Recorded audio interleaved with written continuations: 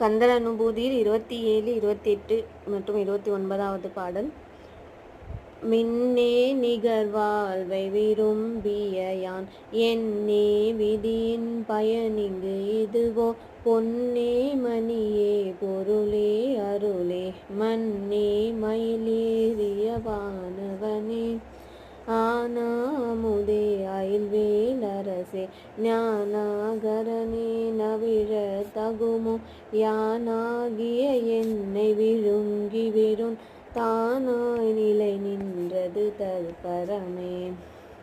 இல்லே எனுமாயையில் இட்டனை நீ கொல்லேன் அறியாமை பொறுத்திலையோ மல்லே புரி பன்னிருவாகுவில் என் சொல்லே புனையுன் சுடர்வேலவனே.